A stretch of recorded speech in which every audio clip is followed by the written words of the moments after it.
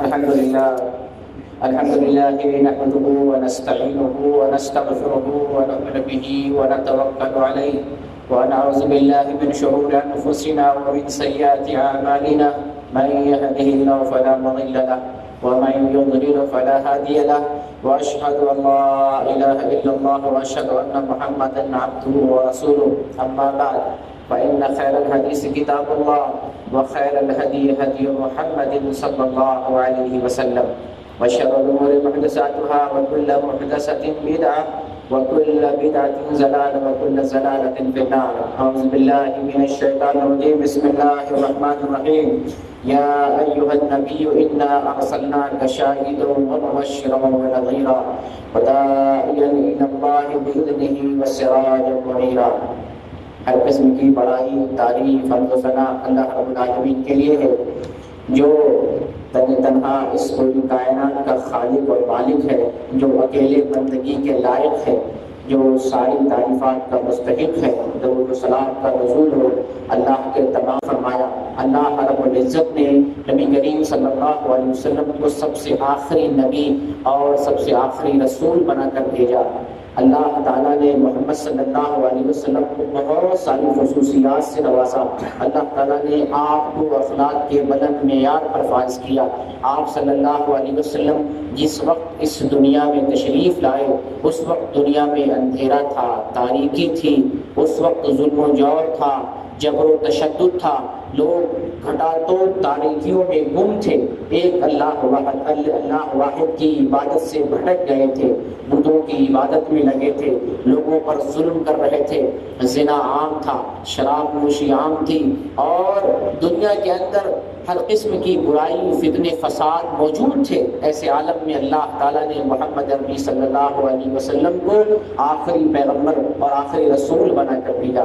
آپ صلی اللہ علیہ وسلم کی آمد ہمارے لیے باعث رحمت ہے. آپ کی آمد پر نہ صرف مکہ اور مدینہ کے اندر نور پھیلا بلکہ دلوں میں نور پھیلا، گھروں کا اندھیرا دور ہوا، سماج و سوسائٹی کی تاریکی ختم ہوئی اور پوری کائنات منور ہو گئی. آپ صلی اللہ علیہ وسلم جو دین لے کر آئے، جو تعلیم لے کر آئے اور جو شریعت لے کر کے آئے، اس شریعت نے پوری دنیا کے کفر کی تاریکی کو ختم کیا، شرک و بدعت کی ضلالت اور گمراہی کو ختم کیا.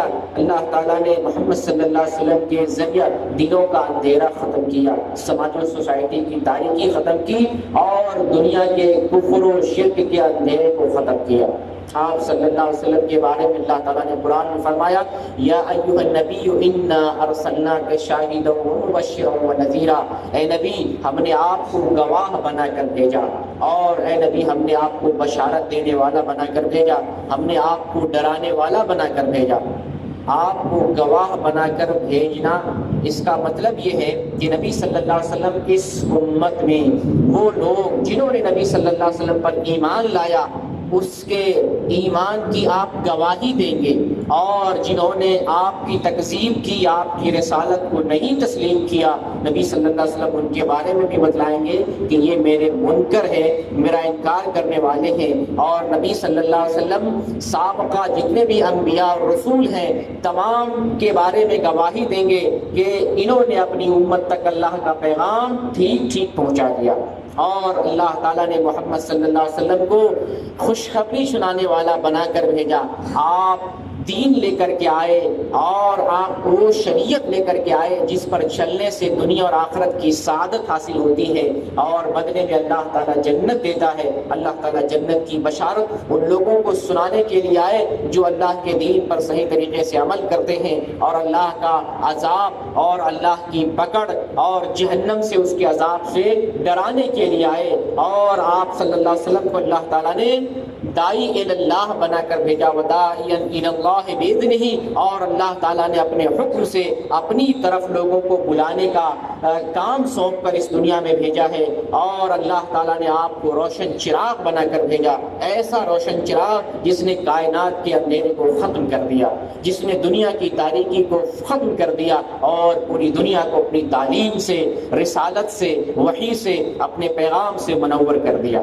تو محمد صلی اللہ علیہ وسلم اس دنیا میں جو آئے وہ اللہ کا پیغام لے کر کے آئے، اور وہ پیغام سب سے اہم پیغام جو آپ صلی اللہ علیہ وسلم کا پیغام تھا اور سارے انبیاء کا پیغام تھا، وہ تھا ایک اللہ واحد کی طرف سب کو بلانا، ایک اللہ کی بندگی کی طرف بلانا، اور جھوٹے خداؤں سے، جھوٹے معبودوں سے اور طاغوت کی عبادت سے بچانا۔ نبی کریم صلی اللہ علیہ وسلم وہی دعوت لے کر کے آئے جو نوح علیہ السلام سے لے کر عیسیٰ علیہ السلام تک انبیاء اور رسول لے کر آئے۔ سارے انبیاء نے، سارے رسولوں نے اپنی امت کو اس بات کی دعوت دی کہ تم ایک اللہ کی عبادت کرو، اس کے ساتھ کسی کو شریک نہ ٹھہراؤ، خالص ہو کر اسی کی بندگی کرو، اور طاغوت سے، طاغوت کا انکار کرو، طاغوت کا انکار کرو۔ اللہ تعالیٰ نے قرآن میں ارشاد فرمایا وَلَقَدْ بَعَثْنَا فِي كُلِّ أُمَّةٍ رَسُولًا، اور ہم نے ہر قوم کے اندر، ہر امت کے اندر رسول بھیجا۔ کوئی ایسی قوم نہیں تھی جس میں اللہ نے رسول نہیں بھیجا، ہر قوم کے اندر، ہر امت کے اندر اللہ تعالیٰ نے رسول بھیجا۔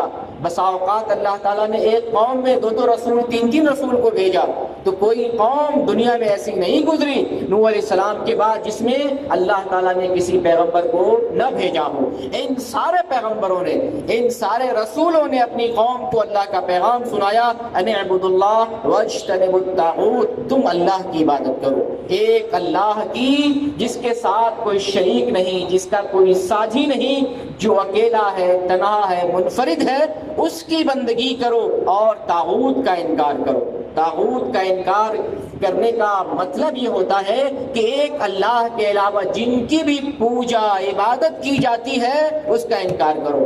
زمین ہو، آسمان ہو، چرند ہو، پرند ہو، سورج ہو، چاند ستارے ہو، یا کائنات کی کوئی بھی چیز ہو جس کی بندگی کی جاتی ہے اللہ کے علاوہ، وہ ساری چیزیں طاغوت ہیں۔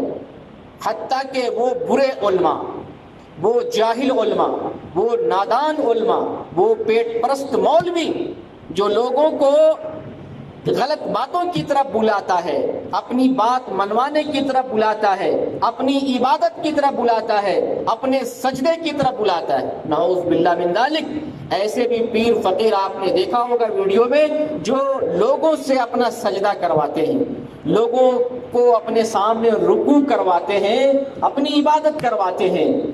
ایسے آج کے زمانے میں بھی ہیں اور ایسے صدیوں سے چلے آ رہے ہیں۔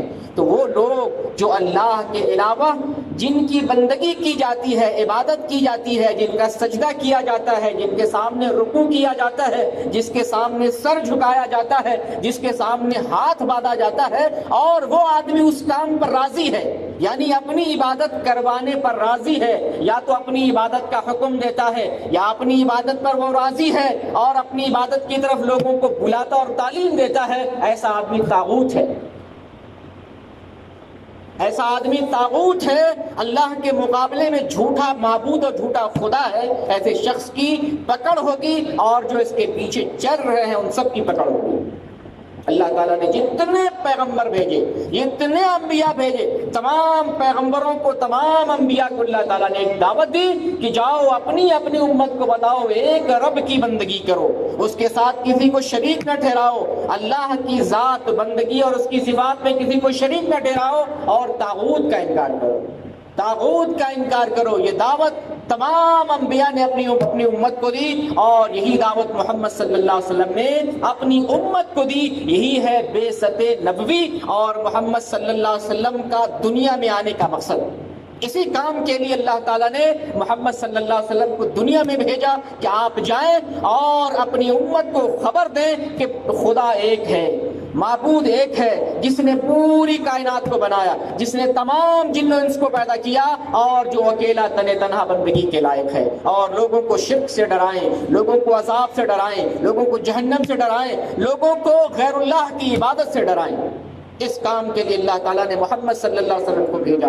تو آج ہمارے خطبے کا مقصد ہے نبی کریم صلی اللہ علیہ وسلم کی بعثت کا مقصد، انبیاء کا اس دنیا میں آنے کا مقصد، نبی کیوں بھیجے گئے، کس مقصد کے تحت بھیجے گئے، کیوں آئے، دن منانے کے لیے، جشن منانے کے لیے، خوشی منانے کے لیے، یا نبی کا دنیا میں آنے کا کوئی مقصد ہے، کوئی فریضہ تھا، کوئی ذمہ داری تھی؟ وہ ذمہ داری یہ تھی کہ اللہ تعالیٰ نے نبی کریم صلی اللہ علیہ وسلم کو اور آپ سے پہلے تمام انبیاء کو یہ فریضہ دیا اور اس مقصد کے تحت دنیا میں بھیجا کہ اپنی اپنی امت کو یہ دعوت دیں کہ رب ایک ہے، بندگی کے لائق ایک ہے، اور صرف اسی کی بندگی کرو، اس کے ساتھ کسی کو شریک نہ کرو، اور طاغوت کا انکار کرو، یعنی اللہ کے علاوہ جن چیزوں کی عبادت کی جاتی ہے ان تمام چیزوں کا انکار کرو، اس سے بچو اور اس سے اجتناب کرو۔ اس مقصد کے تحت اللہ تعالیٰ نے انبیاء کو بھیجا اور نبی کریم صلی اللہ علیہ وسلم کو بھیجا۔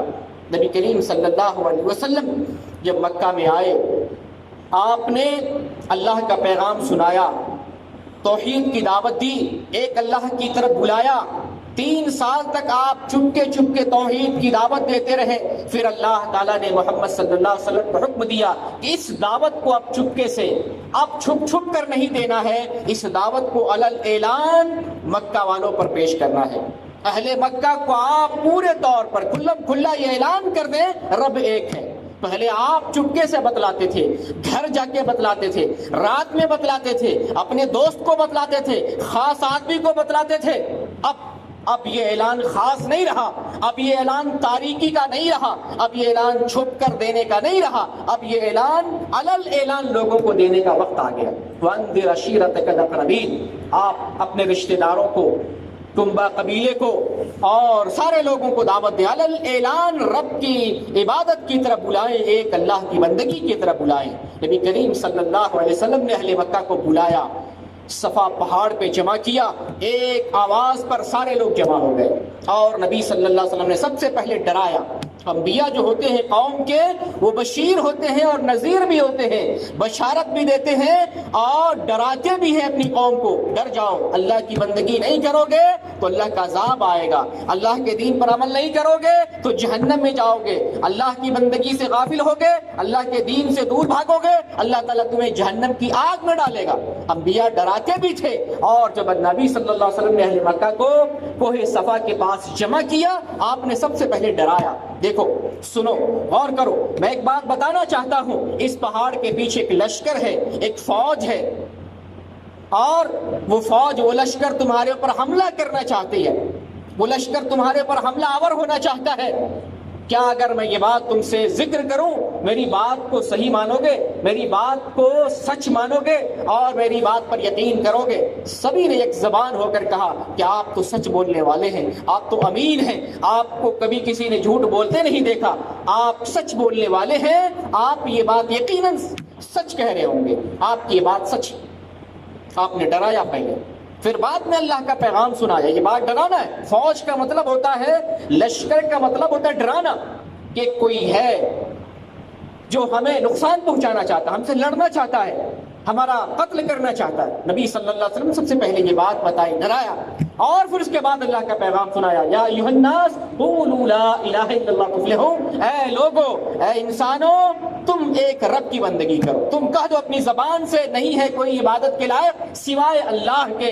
اگر تم نے اپنی زبان سے یہ بات کہہ لی، کامیاب ہو جاؤ گے، کامیاب ہو جاؤ گے، بلکہ تم عرب اور عجم کے بادشاہ اور مالک بن جاؤ گے۔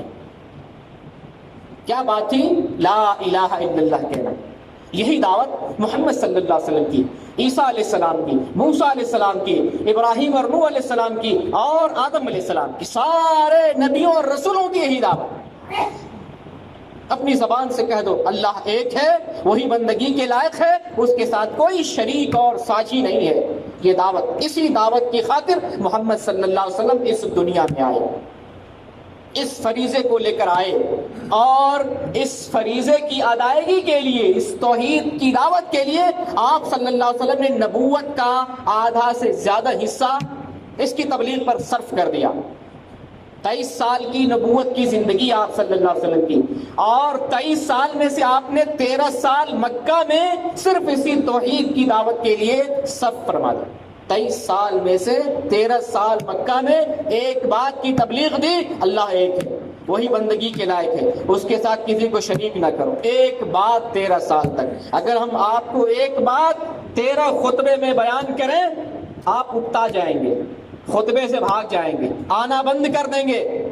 کون سی بات ہے مولانا؟ وہی بات کو ریپیٹ کرتے ہیں، دہراتے ہیں، اسی بات کو بتلا رہے ہیں۔ محمد صلی اللہ علیہ وسلم 13 سال تک اس بات کی دعوت دیتی رہے۔ کیوں؟ یہی آپ کی آمد کا مقصد تھا، یہی آپ کی دعوت تھی، یہی آپ کا مشن تھا، اور اسی کام کے لیے اللہ تعالیٰ نے محمد صلی اللہ علیہ وسلم کو بھیجا تھا۔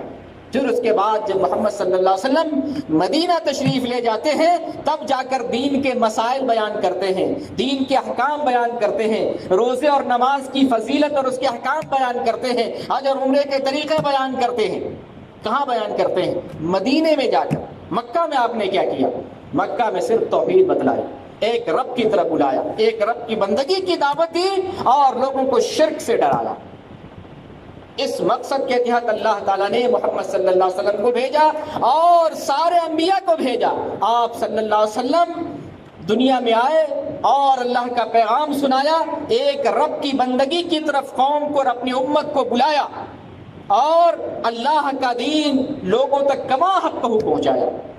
اللہ تعالیٰ نے قرآن میں ارشاد فرمایا، اے نبی ہم نے آپ کو گواہ بنا کر بھیجا، اے نبی ہم نے خوشخبری سنانے والا بنا کر بھیجا، اے نبی ہم نے آپ کو ڈرانے والا بنا کر بھیجا، اے نبی ہم نے آپ کو داعی مبلغ بنا کر بھیجا۔ محمد صلی اللہ علیہ وسلم مبلغ تھے، اللہ کا جو دین تھا اس کی تبلیغ امت کو کی، اور اللہ تعالیٰ نے محمد صلی اللہ علیہ وسلم کو سراج منیر، روشن چراغ بنا کر بھیجا، جس روشن چراغ کی وجہ سے دنیا اندھیرے سے اجالے میں تبدیل ہو گئی، دنیا منور ہو گئی، روشن ہو گئی، تابناک ہو گئی۔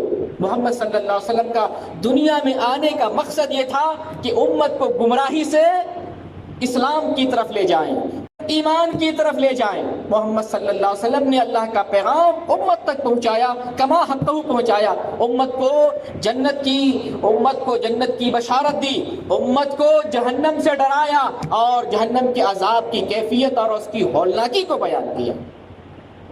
نبی کریم صلی اللہ علیہ وسلم کا دنیا میں آنے کا مقصد یہ ہے کہ دنیا میں رحمت پھیلائیں، دین رحمت پھیلائیں، دنیا میں اخلاق اور مروت کی تعلیم دیں، دنیا میں رب کا پیغام پہنچائیں، زندگی گزارنے کا سلیقہ دیں، دنیا میں لوگوں کو اختلاف سے بچانے کے لیے اللہ کا ایک دین لے کر آئیں، ایک پلیٹ فارم پر انسانیت کو جمع کریں، انسانوں کے دلوں کو ایک جگہ جمع کریں اور سارے انسان کو ایک تعلیم پر، ایک قانون پر اور ایک نظام زندگی پر جمع فرما دیں۔ نبی کریم صلی اللہ علیہ وسلم اس دنیا میں رحمت کے نبی بن کر کے آئے، اور آپ صلی اللہ علیہ وسلم کی یہ خصوصیت ہے جو خصوصیت کسی نبی کو نہیں دی گئی، وہ خصوصیت یہ ہے کہ آپ نبی رحمت سارے جہان کے لیے بن کر آئے، سارے جہان کے لیے، پوری انسانیت کے لیے۔ اب آپ کے بعد انبیاء کا سلسلہ بند، نبوت کی کڑی ختم ہو گئی، دین کے اندر ذرہ برابر بھی اور بال کے برابر بھی ایک بات بھی اضافہ نہیں کی جا سکتی ہے۔ آپ کی آمد کے بعد اب انبیاء کا سلسلہ رک گیا، رسولوں کی کڑی ختم ہو گئی، آپ خاتم الانبیاء والمرسلین ہیں، آپ نے اللہ کا دین ہم تک پہنچا دیا، قیامت تک اب نہ کوئی نبی آئے گا نہ کوئی رسول آئے گا، حتیٰ کہ اللہ کی طرف سے کوئی پیغام نہیں آئے گا۔ اللہ کا پیغام کمپلیٹ ہو چکا اور محمد صلی اللہ علیہ وسلم کی زندگی میں کمپلیٹ ہو چکا۔ نبی کریم صلی اللہ علیہ وسلم نبی رحمت بن کر پورے جہان والوں کے لیے آئے۔ اللہ کا فرمان، وما ارسلناک الا رحمتا للعالمین، اے نبی ہم نے آپ کو بھیجا ہے، کیوں بھیجا ہے؟ نبی رحمت دے کر بنا کر بھیجا ہے، سراپا رحمت بنایا پورے جہان والوں کے لیے، یعنی جنہوں نے نبی صلی اللہ علیہ وسلم پر ایمان لایا، آپ کی رسالت کو تسلیم کیا، آپ پر ایمان لا کر آپ کے دین کی تابعداری کی، آپ کی اتباع کی، اللہ کی پیروی کی، وہ آدمی رحمت، سراپا رحمت بن جاتا ہے، دنیا اور آخرت کی رحمت سے نواز دیا جاتا ہے اور دارین کی سعادت اسے حاصل ہوتی ہے اور آخرت میں اسے جنت نصیب ہوگی۔ رحمت بنا کر بھیجا کا مطلب جو نبی کو تسلیم کرتا ہے، نبی کی رسالت پر ایمان لاتا ہے اور آپ کی رسالت کے مطابق زندگی گزارتا ہے، وہ آدمی بھی رحمت بن جاتا ہے۔ وہ آدمی اللہ کی طرف سے رحمت کا مستحق ہوتا ہے، وہ آدمی دنیا اور آخرت کی رحمت سے نواز دیا جاتا ہے، اور آخرت کی سب سے بڑی رحمت جنت سے نوازا جائے گا۔ نبی کریم صلی اللہ علیہ وسلم نے ارشاد فرمایا انی لم ابعث لعانا وانما بعثت رحمہ۔ صحیح مسلم کی روایت ہے کہ میں لعنت کرنے والا بنا کر نہیں بھیجا گیا، میں کسی پر لعنت نہیں کرتا ہوں، نہ مسلمان پر لعنت کرتا ہوں، حتیٰ کہ میں مشرکوں پر، کافروں پر بھی لعنت نہیں کرتا ہوں۔ دعوت دین سے روکنے کے لیے کافروں نے کیا نہیں کیا، کتنی تکلیف نہیں آپ کو پہنچائی، دعوت کا راستہ روکا، آپ کے راستے میں حائل ہوئے، طرح طرح کی اذیتوں اور پریشانیوں میں مبتلا کیا، آپ کو لالچ دیا، دولت کی لالچ دی، لڑکیوں کی لالچ دی، لڑکیوں کا لالچ دیا، اور دعوت سے روکنے کے لیے طرح طرح کے ہتھ کنڈے اپنائے۔ نہ آپ نے ہتھیار ڈالا دولت کے سامنے، نہ لڑکی کے سامنے، اور نہ ہی آپ ظلم کے سامنے اپنے دعوت کو ترک کیا۔ ظلم کا سامنا کیا، بربریت کا سامنا کیا، تکلیفیں برداشت کی، لیکن دعوت کا کام جاری رکھتے رہے، دعوت کا کام جاری رہا، رکا نہیں، کیونکہ آپ لعنت کے لیے نہیں بھیجے گئے تھے کہ آپ ایک دوسرے کو ملامت کریں، ایک دوسرے پر طنز کریں، ایک دوسرے کو گالی دیں، نہیں، آپ رحمت کے نبی بنا کر کے بھیجے گئے۔ وَإِنَّمَا بُعِثْتُ رَحْمَةً، اور میں رحمت، سراپا رحمت بنا کر بھیجا گیا۔ آپ رحمت، سراپا رحمت تھے، آپ کی پوری زندگی رحمت ہے۔ اگر آپ رحمت کے نبی نہ ہوتے، اخلاق اور پیکر نہ ہوتے، تو دین پوری دنیا میں نہ پھیلتا۔ دین کیسے پھیلا؟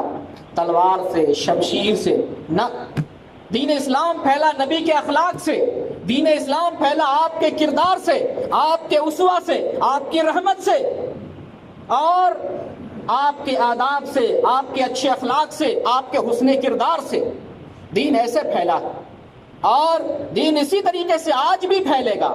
اگر ہم گالی گلوچ دے کر دین کی تبلیغ کرتے ہیں، جیسا کہ بہت سارے مولوی مولانا یوٹیوب پر نظر آتے ہیں، اس کو گالی دیا، اس کو گالی دیا، اس پر لعن طعن کیا، اس کو مناظرہ کا چیلنج دیا، اس کو انعام کا چیلنج دیا، اس کو گالی دی، ایسے کتنے بابا آپ کو ملیں گے، کتنے مولانا ملیں گے، کتنے مقرر ملیں گے جو ایک دوسرے مسلک کے علماء کو گالی دیتے ہیں، کافر قرار دیتے ہیں، لعن طعن کرتے ہیں، کفر کے فتوے لگاتے ہیں۔ یہ دعوت نہیں ہے، یہ دعوت نہیں ہے، یہ جہالت ہے، یہ بددینی ہے، یہ گمراہی ہے، اور یہ سراپا ضلالت ہے۔ نبی صلی اللہ علیہ وسلم جو تبلیغ کی رحمت کے ساتھ، مروت کے ساتھ، حسن اخلاق کے ساتھ، تبھی تو اسلام پوری دنیا میں پھیلا ہے۔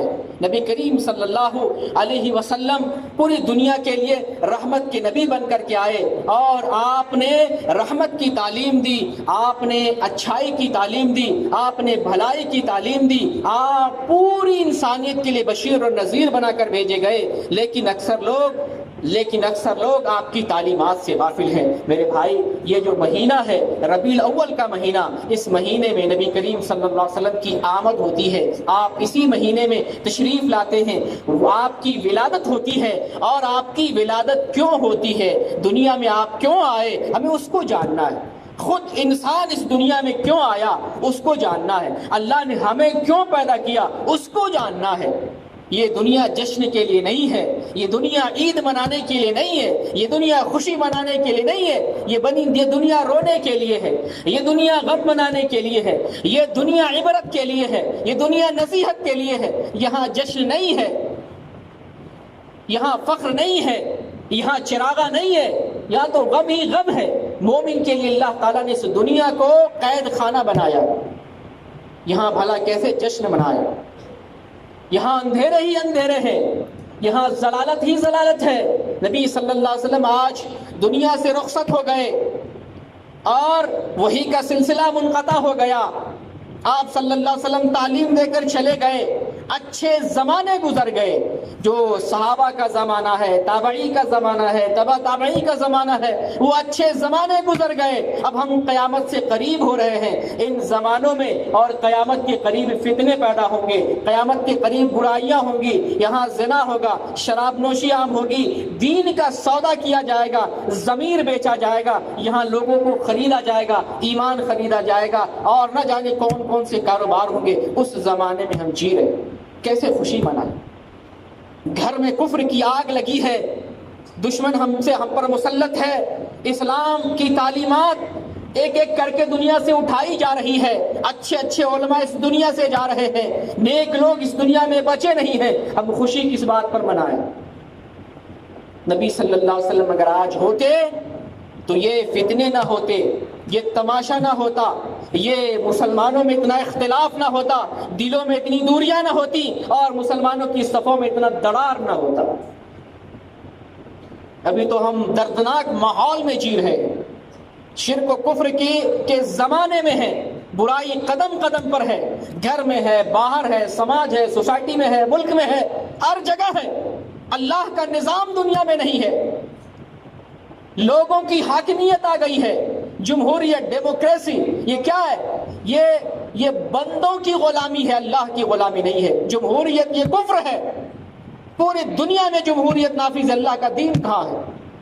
اللہ کا دین تو ہمارے اپنے گھر میں نہیں، اپنی زندگی میں نہیں، دنیا میں کہاں سے تلاش کریں گے؟ پوری دنیا میں جمہوریت کا نظام، جمہوریت یہ کفر ہے۔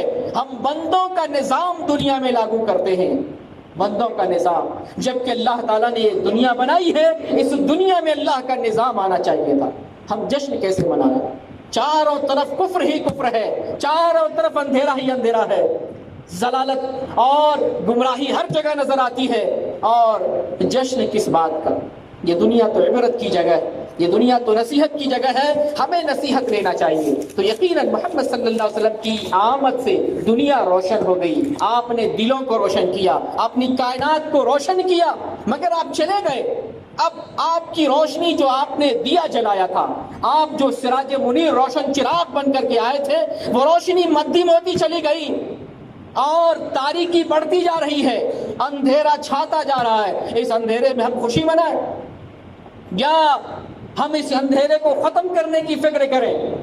نبی کریم صلی اللہ علیہ وسلم جب تک دنیا میں رہے، حدیث کے اندر آیا ہے، آپ صلی اللہ علیہ وسلم لوگوں کی کمر کو پکڑ پکڑ کے جہنم سے بچا رہے ہیں، اور آدمی ہے کہ جہنم میں گرنا ہی چاہتا ہے، گرنا ہی چاہتا ہے۔ محمد صلی اللہ علیہ وسلم کی یہ شفقت تھی، یہ مہربانی تھی، آپ کی یہ رحمت تھی، آپ اپنی امت کو، گناہگاروں کو جہنم سے کمر پکڑ پکڑ کے بچا رہے ہیں۔ آپ تو چلے گئے، اب کون بچائے گا ہمیں؟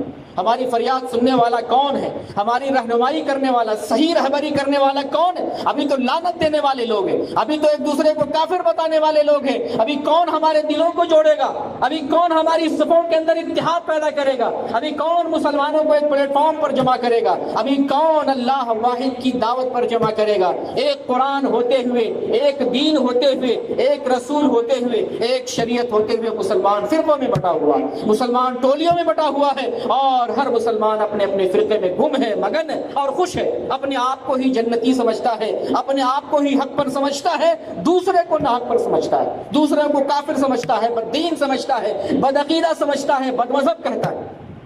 آج کون دلوں کو جوڑے گا؟ آج کفر کے اندھیرے کو کون دور کرے گا؟ میرے بھائی، سمجھنے کی ضرورت ہے کہ محمد صلی اللہ علیہ وسلم دنیا میں کیوں آئے، آپ کی بعثت کا مقصد کیا ہے، اور خود ہم دنیا میں کیوں آئے، انسانوں کی تخلیق کا مقصد کیا ہے؟ اللہ تعالیٰ نے قرآن میں ارشاد فرمایا، وَمَا خَلَقْتُ الْجِنَّ وَالْإِنسَ إِلَّا لِيَعْبُدُونَ، میں نے جناتوں اور انسانوں کو محض اپنی عبادت کے لیے پیدا کیا۔ اللہ نے انسان کو، جنات کو اپنی بندگی کے لیے پیدا کیا، اسی بندگی کی طرف بلانے کے لیے اللہ تعالیٰ نے پیغمبروں کو بھیجا۔ اب ہمیں اس بات کی ضرورت ہے کہ ہم دیکھیں جس مقصد کے لیے ہم پیدا کیے گئے اس کو پورا کر رہے ہیں کہ نہیں۔ جس مقصد کے لیے پیغمبروں کو اللہ نے بھیجا ہے وہ مقصد پورا ہو رہا ہے کہ نہیں ہو رہا ہے؟ ہمیں اس کو دیکھنا ہے، اس کی فکر کرنی ہے اور اسی کی تلاش میں رہنی ہے اور اس مقصد کو پورا کرنا ہے۔ آئیے قرآن میں تلاش کرتے ہیں، اللہ تعالیٰ نے دوسری جگہ محمد صلی اللہ علیہ وسلم کو بھیجنے کا مقصد بیان کیا ہے۔ سورہ جمعہ کی آیت نمبر 2 ہے، اللہ تعالیٰ ارشاد فرماتا ہے هو الذی بعث فی الامیین رسولا منہم یتلو علیہم آیاتہ ویزکیہم ویعلمہم الکتاب والحکمہ وإن كانوا من قبل لفی ضلال مبین۔ اللہ ہی وہ ذات ہے جس نے محمد صلی اللہ علیہ وسلم کو ان پڑھوں میں، عربیوں میں، عرب کے لوگوں میں، ان پڑھ جو لوگ ان پڑھ تھے ان میں اللہ تعالیٰ نے محمد صلی اللہ علیہ وسلم کو بھیجا۔ کیوں بھیجا؟ رسول بنا کر بھیجا تاکہ آپ ان پر قرآن کی تلاوت کریں، تاکہ آپ اللہ کی آیات ان پر بیان کریں، آپ ان کے دلوں کو پاک کریں، ان کے نفس کو پاک کریں، انہیں کتاب کی، قرآن کی تعلیم دیں، حدیث کی تعلیم دیں، اگرچہ یہ لوگ پہلے سے کھلی ہوئی گمراہی میں تھے۔ آپ کی آمد سے پہلے اہل مکہ اور دنیا والے کھلی ہوئی گمراہی میں تھے۔ ایسی گمراہی کے عالم میں اللہ تعالیٰ نے محمد صلی اللہ علیہ وسلم کو رسول بنا کر بھیجا۔ انہی لوگوں میں سے، انہی عربیوں میں سے، انہی انسانوں میں سے اللہ تعالیٰ نے منتخب فرمایا ایک بندے کو رسالت کے لیے اور نبوت کے لیے، اللہ کا پیغام سنانے کے لیے آپ صلی اللہ علیہ وسلم کو اللہ تعالیٰ نے یہ ذمہ داری دی اور اس لیے آپ کو دنیا میں بھیجا تاکہ آپ قرآن کی تلاوت لوگوں کے سامنے کریں، اپنی امت پر کریں، قرآن کی تلاوت کریں اور اللہ کی آیات کی تشریح کریں، معنی مفہوم بتلائیں، دین کی تعبیر اور دین پر عمل کر کے دکھلائیں، لوگوں کے نفسوں کو، ان کے دلوں کو پاک کریں اور آپ لوگوں کو اللہ کے کتاب کی تعلیم دیں، حکمت کی، حدیث کی تعلیم دیں۔ اس مقصد کے تحت اللہ تعالیٰ نے محمد صلی اللہ علیہ وسلم کو دنیا میں بھیجا۔ ایک دوسری جگہ یہی آیت ہے، سورہ آل عمران میں آیت نمبر 164 کی ہے، سیم دعوت، یہی بات اللہ تعالیٰ وہاں بھی بتلاتا ہے۔ البتہ اللہ تعالیٰ وہاں یہ مزید بتلاتا ہے کہ ہم نے محمد کو تمہارے درمیان بھیج کر احسان کیا۔ یقیناً محمد صلی اللہ علیہ وسلم کا آنا دنیا میں کرم ہے اللہ کی طرف سے۔ نہ صرف محمد صلی اللہ علیہ وسلم پر لاکھوں کروڑوں درود و سلام ہو، بلکہ اللہ تعالیٰ پر بھی ہزارہ لاکھوں کروڑوں اللہ کا شکر اور احسان ہے کہ اللہ تعالیٰ نے محمد صلی اللہ علیہ وسلم جیسا رہبر ہمیں دیا۔ اللہ نے احسان جتلایا قرآن کے اندر اور ہم بھی اللہ کے اس احسان کے احسان مند ہیں، اللہ کے اس شکر اور احسان کے ہم شکر گزار ہیں۔ اللہ نے ہمیں ایک ایسے عظیم رہبر کو ہمیں عطا فرمایا، اس رہبر کے ہم امتی ہیں، اس امت میں سے ہیں، ہمیں بھی فخر ہے اور ہم اللہ کی اس رحمت پر، اللہ کے اس فضل پر اللہ کا شکر بجا لاتے ہیں۔ اللہ تعالیٰ نے قرآن میں ارشاد فرمایا، دیکھیں کس الفاظ میں اللہ تعالیٰ بیان کرتا ہے، لقد من اللہ علی المؤمنین، اللہ تعالیٰ مومنوں پر فخر کرتا ہے، مومنوں پر احسان جتلاتا ہے۔ کیا احسان؟ اذ بعث فیہم رسولا من انفسہم یتلو علیہم آیاتہ ویزکیہم ویعلمہم الکتاب والحکمہ وإن كانوا من قبل لفی ضلال مبین۔ اللہ مومنوں پہ احسان جتلا رہا، احسان کیا ہے، احسان کا احسان کیا ہے کہ اللہ نے انہی میں سے، انہی مومنوں میں سے، انہی انسانوں میں سے، انہی لوگوں میں سے ایک بندے کو رسول بنا کر بھیجا جو قرآن کی تلاوت کرتا ہے، آیات کی تلاوت کرتا ہے، لوگوں کو پاک کرتا ہے اور لوگوں کو کتاب و حکمت کی تعلیم دیتا ہے۔ اگرچہ لوگ پہلے کھلی ہوئی گمراہی میں تھے، اللہ احسان جتلاتا ہے مومنوں پر۔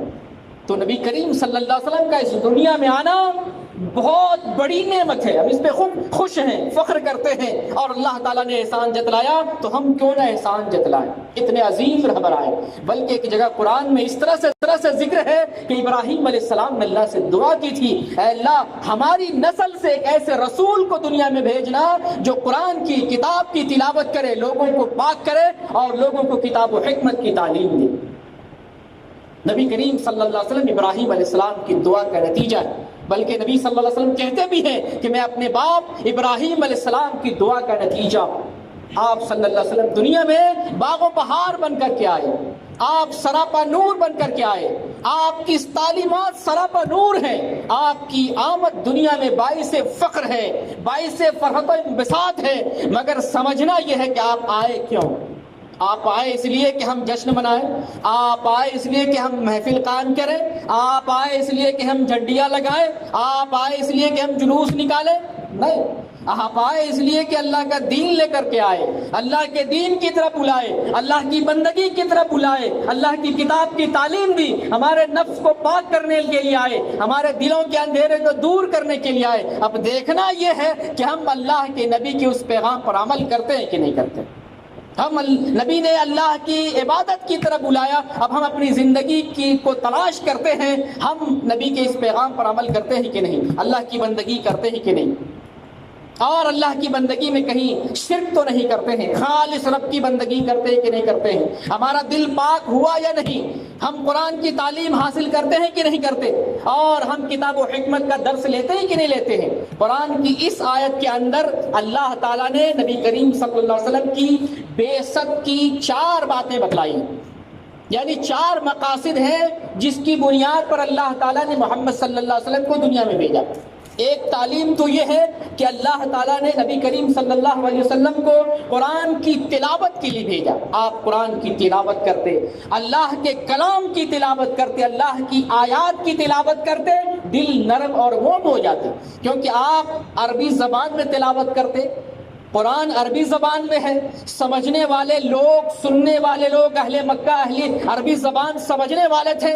جب اللہ کا پیغام عربی زبان میں سنتے، اللہ کا کلام سنتے، ان کا دل موم ہو جایا کرتا تھا۔ یہی وجہ ہے کہ کافر لوگ قرآن کی جب کافروں کو پتا چلا، بڑے بڑے روسا سردار کو، کہ محمد جب قرآن کی تلاوت کرتا ہے تو لوگ مرعوب ہو جاتے ہیں، لوگ مسحور ہو جاتے ہیں اور آپ کے دیوانے ہو جاتے ہیں، آپ پر ایمان لے آتے ہیں۔ چلو لوگوں پر پابندی لگاتے ہیں کہ قرآن کی آیات اور تلاوت نہ سنیں، قرآن کی تلاوت پابندی لگا دی، بلکہ شور اور ہنگامہ کرتے۔ نبی صلی اللہ علیہ وسلم جب قرآن کی تلاوت کرتے تو کافر اور بدماش لوگ شور کرتے تاکہ قرآن کی آواز لوگوں کے کانوں میں نہ پڑے۔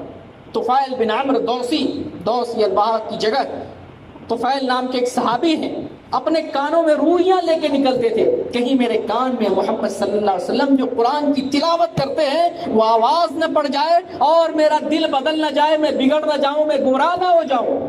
لیکن اللہ جسے ہدایت دیتا ہے تو کوئی روک نہیں سکتا،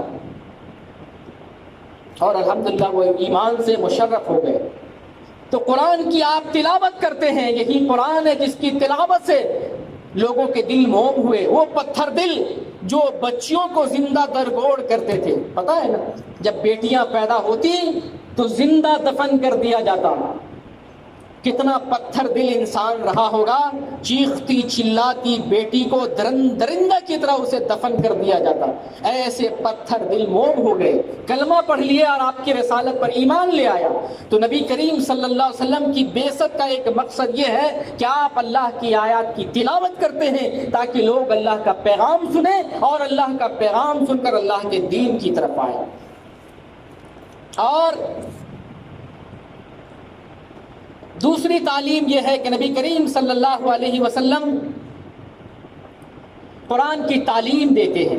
تلاوت ایک چیز ہے، قرآن کو پڑھنا، بغیر سمجھے بھی پڑھتے پھر بھی ثواب ہے، اور اگر سمجھ کر پڑھتے ہیں تو آپ کو ہدایت ملے گی، آپ کو روشنی ملے گی، آپ دین کی طرف آئیں گے۔ اور قرآن کی تعلیم ایک الگ چیز ہے، قرآن کی تعلیم میں بھی تلاوت ہے۔ جب ہم قرآن کی تعلیم دیں گے تلاوت بھی اس میں داخل ہے، مگر تلاوت کی ایک الگ شان ہے۔ قرآن کی تعلیم کا مطلب یہ ہے کہ محمد صلی اللہ علیہ وسلم امت کو قرآن کی تعلیم دیتے ہیں، قرآن کا معنی بتلاتے ہیں، قرآن کا مفہوم بتلاتے ہیں، قرآن پر عمل کر کے بتلاتے ہیں۔ حضرت عائشہ رضی اللہ تعالیٰ عنہ سے کسی نے پوچھا نبی کریم صلی اللہ علیہ وسلم کے اخلاق کیسے تھے، تو آپ رضی اللہ عنہ بیان کرتی ہیں کہ محمد صلی اللہ علیہ وسلم کا اخلاق قرآن ہے۔ مطلب قرآن جو تعلیم دیتا ہے محمد صلی اللہ علیہ وسلم اس پر عمل کرتے ہیں، وہی اخلاق ہے۔ تو قرآن کی تعلیم کا مطلب نبی صلی اللہ علیہ وسلم قرآن پر عمل کر کے دکھلاتے ہیں۔ یہ نہیں کہ رب کی بندگی کی طرف دوسروں کو بلاؤ اور اپنا گول، اپنی خود ہم عبادت نہیں کرتے ہیں۔ نبی کریم صلی اللہ علیہ وسلم تو رب کی اتنی بندگی کرتے تھے پیر میں ورم آ جاتا تھا، پیر سوج جایا کرتا تھا۔ تو آپ نے دین کی طرف بلایا لوگوں کو اور دین پر عمل کر کے دکھلایا۔ تو قرآن کی تعلیم کا مطلب قرآن کی تعلیم دیتے ہیں، اس کا معنی بتلاتے ہیں، اس کی تفسیر بتلاتے ہیں اور اس پر عمل کر کے دنیا کو دکھاتے ہیں۔ یہی ہے کہ اسی کو کہتے ہیں اللہ نے انسانوں میں سے رسول بھیجا۔ اگر انسانوں میں سے رسول نہیں بھیجتا، فرشتے کو رسول بنا کر بھیجتا، تو لوگ فرشتوں کی پیروی کیسے کر پاتے، فرشتوں کی بات کیسے مان پاتے، اس کے راستے پر کیسے چل پاتے؟ اسی لیے انسانوں ہی میں سے ایک نمونہ بنا کر بھیجا کہ دیکھو یہ تمہاری طرح انسان ہے، کھاتے ہیں، پیتے ہیں، محنت کرتے ہیں، سوتے ہیں، اٹھتے ہیں، جاگتے ہیں، محنت کرتے ہیں، رب کی بندگی بھی کرتے ہیں، سب کے حقوق ادا کرتے ہیں، بندوں کے حقوق ادا کرتے ہیں، اللہ کے حقوق ادا کرتے ہیں، دین پر چل کے دکھاتے ہیں، تو تمہارے لیے کیا مشکل ہے؟ یہی تو حکمت ہے انسانوں میں سے رسول بھیجنا۔ تو نبی کریم صلی اللہ علیہ وسلم قرآن پر عمل کر کے دکھلاتے ہیں، تعلیم دیتے ہیں۔ اگر آپ صلی اللہ علیہ وسلم نے قرآن کا معنی نہیں بتاتا، قرآن پر عمل کر کے نہیں دکھاتا، تو آج لوگ دنیا میں پتہ نہیں قرآن کی آیت کا کیا کیا مفہوم لیتے، اپنا اپنا مطلب نکالتے، اپنا مفہوم لیتے۔ تو نبی صلی اللہ علیہ وسلم نے قرآن کی تعلیم دی، اس کا مطلب بتایا اور اس پر عمل کر کے دکھلایا۔ تیسرا مقصد اس آیت کے اندر یہ بتایا آپ کی آمد کا کہ آپ دلوں کو پاک کرتے ہیں، نفس کو پاک کرتے ہیں۔ یہ نفس اگر یہ صاف نہ ہو، انسان عمل نہیں کرے گا، انسان دین نہیں سیکھے گا، انسان رب کی بندگی کی طرف نہیں آئے گا۔ اسی لیے نبی صلی اللہ علیہ وسلم نے فرمایا، بخاری کی حدیث ہے کہ انسان کے جسم میں ایک لتھڑا ہے، ایک ٹکڑا ہے، یہ بگڑ جاتا ہے تو انسان کا پورا بدن بگڑ جاتا ہے، اور یہ لتھڑا اگر صحیح سلامت رہا تو انسان کا پورا جسم صحیح سلامت رہتا ہے۔ وہ کون سا لتھڑا ہے؟ وہ دل ہے۔ نبی کریم صلی اللہ علیہ وسلم دل کی اصلاح کے لیے آئے، دل کو صاف کرنے کے لیے آئے۔ یہاں جو کفر ہے، نفاق ہے، گندگی ہے، معصیت ہے، اس کو پاک کرنے کے لیے آئے۔ نبی کریم صلی اللہ علیہ وسلم نے دلوں کو پاک کیا، یہ تیسرا مقصد تھا۔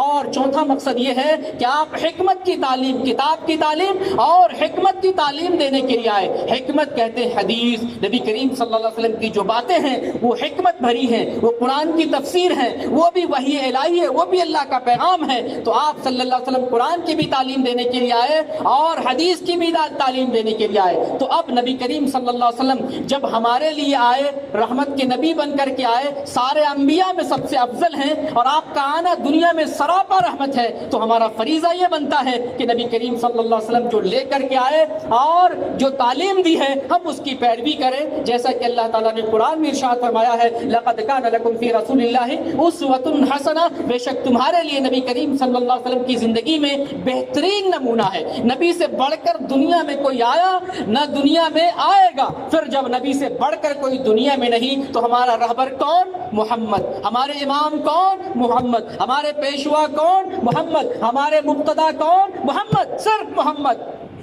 جب رہبر اپنا محمد بنا لے اور رہنما محمد بنا لے، معلم محمد بنا لے، مدرس محمد بنا لے، امام محمد بنا لے، تو انسانیت میں جو جھگڑے ہیں، جو اختلافات سارے ختم ہو جائیں، مٹ جائیں گے۔ ہم نے اماموں کو بدل لیا، چینج کر لیا، اپنا اپنا بنا لیا، اسی وجہ سے ہمارے راستے الگ ہو گئے، اسی وجہ سے اختلاف بڑھ گیا۔ تو یہ فکر دیتا ہوں، اور نبی کریم صلی اللہ علیہ وسلم کی آمد کا جو مقصد ہے اور نبی کریم صلی اللہ علیہ وسلم سے کی آمد سے کا جو تقاضا ہے وہ یہ ہے کہ نبی کریم صلی اللہ علیہ وسلم کو فالو کریں، آپ کو اپنا رہبر مانے، آپ کو اپنا امام مانے، اور ہر چیز میں نبی کریم صلی اللہ علیہ وسلم کی سنت کو تلاش کریں، جیسا کہ اللہ تعالیٰ نے قرآن میں ارشاد فرمایا، قل ان کنتم تحبون اللہ فاتبعونی یحببکم اللہ۔ اے نبی آپ لوگوں کو بتائیں اگر یہ اللہ سے محبت کرنا چاہتے ہیں تو آپ کی پیروی کریں، محمد کی پیروی کریں، تو اللہ تعالیٰ لوگوں کو پسند کرنے لگے گا۔ تو آپ کی آمد کا جو مقصد ہے اللہ کی دین کی طرف بلانا، لوگوں کے دلوں کو صاف کرنا، قرآن کی تعلیم دینا اور حدیث کی تعلیم دینا، ان تمام باتوں کا تقاضا یہ ہے کہ ہم محمد صلی اللہ علیہ وسلم کی تعلیم کو اپنی زندگی میں لائیں اور اپنی زندگی کو نبی کریم صلی اللہ علیہ وسلم کی زندگی کے مطابق ڈھالنے کی کوشش کریں۔ اللہ تعالیٰ سے دعا ہے بار الہ ہمارے دلوں کو صاف فرما دے۔ اللہ دنیا میں جو اندھیرے پھیلے ہوئے ہیں، اللہ تو اپنی قدرت سے دنیا اور کائنات کے اندھیرے کو ختم فرما دے۔ اے اللہ ہم تمام مسلمانوں کو ایک جگہ اور ایک پلیٹ فارم پر جمع فرما دے۔ اے اللہ ہمارا امام محمد صلی اللہ علیہ وسلم کو بنا دے۔ اے اللہ تمام مسلمانوں کو نبی صلی اللہ علیہ وسلم کی تعلیمات کے مطابق زندگی گزارنے کی توفیق دے۔ اے اللہ ہم تمام مسلمانوں کو نیک اور ایک بنا دے، ہمارے دلوں کی اصلاح فرما دے، ہمارے اعمال کو درست فرما دے، ہماری بندگی میں اخلاص پیدا فرما دے۔ بار الہ جب تک دنیا میں رہیں ایمان اور اسلام پر قائم رہیں، اور جب ہمارا